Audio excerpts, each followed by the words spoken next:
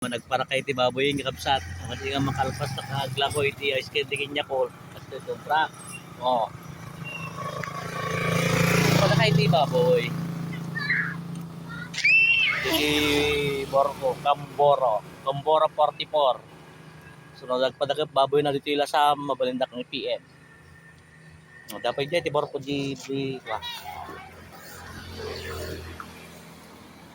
May pagnanta ma'am.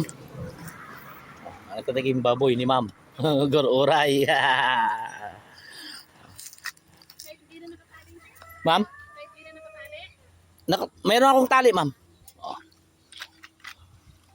Muna nga dati asawaan na. Oh. Muna sa asawaan na kapsat. So kasi lang ti ubra anos lang. So gapot free ASF iti lasam rumor ti Borkon. Oh. Irwa ko isudan. Ang gapo di CSU ato nga bula.